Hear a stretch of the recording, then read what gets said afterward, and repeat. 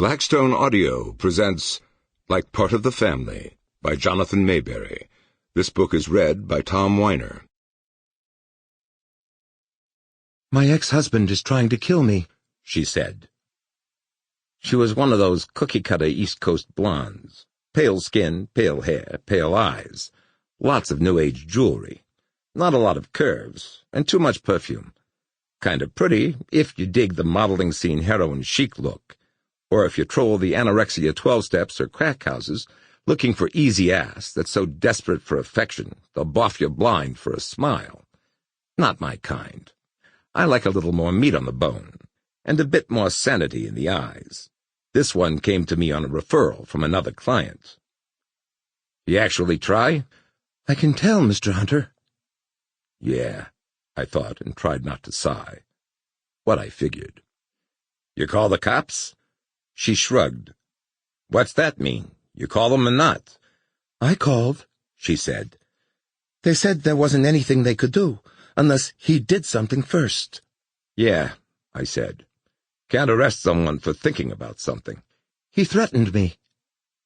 "Anyone hear him make the threat?" "No." "Then it's your word." "That's what the police said." She crossed her legs. Her legs were on the thin side of being nice. Probably were nice before drugs or stress or a fractured self-image wasted her down to Sally stick figure. Skirt was short, shoes looked expensive. I have 3 ex-wives, and I pay alimony bigger than India's national debt. I know how expensive women's shoes are. I was wearing black sneakers from Payless. Glad I had a desk between me and her. "Your husband ever hurt you?" I asked. "Or try to?" "Ex," she corrected. "And yes, that's why I left him. He hit me a few times, mostly when he was drunk and out of control." I held up a hand. "Don't make excuses for him. He hit you.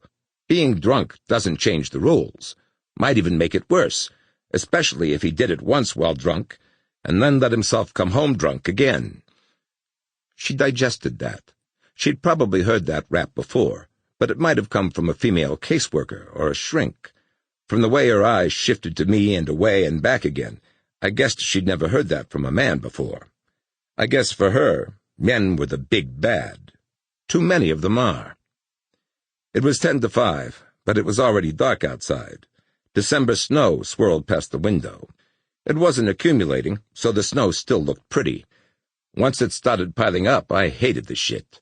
My secretary, Mrs. Gilligan, fled at the first flake. Typical Philadelphian. Sample complete. Ready to continue?